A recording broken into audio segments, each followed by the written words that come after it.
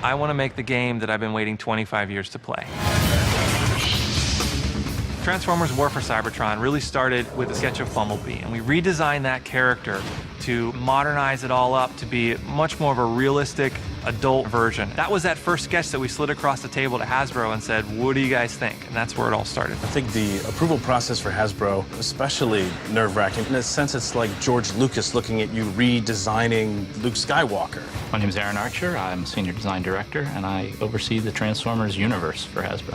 Activision came to Hasbro and said they wanted to make a kind of a breakthrough game, definitely a gamer game. And the original idea was, we've had a couple games that were based on Earth. How about going to Cybertron? And that's a really cool place. It's the home planet of the Transformers. And the early days of that civil war between the Autobots and Decepticons was a story that really hadn't been fleshed out in any format. Hasbro has been fantastic to work with. What they've allowed us to do is take a licensed property and treat it like a brand new IP. To see it grow beyond what our imaginations at Hasbro could be, to be additive to that universe is fantastic. They've taken such a keen interest in what we've put together that my confidence that fans are going to love what story we're telling is extremely high, because it's got that Hasbro stamp on it as this is it. It's an amazing opportunity for us at High Moon Studios to work on creating the canon for what Transformers are going forward. Transformers War for Cybertron takes place on Cybertron. It's their backstory of what they were doing and how they became to be before they ever came to Earth. Because we're not tied to a movie, we're able to tell our own story. This is the Transformers game that they've been waiting for the last 20 years. It's based on the G1 universe. We're showing how Optimus rises into his leadership position. All those things were really cool to explore and build from that people wouldn't expect yet. You know, it's all fuzzy. We all kind of think we know, but you're really going to see it here.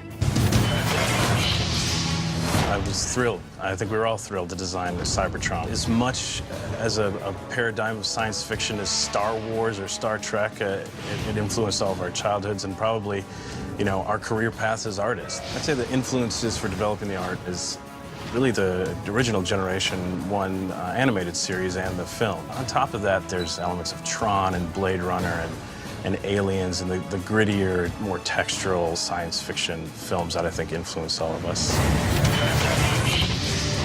I think Transformers fans will like this game because we took it seriously, we took the property seriously.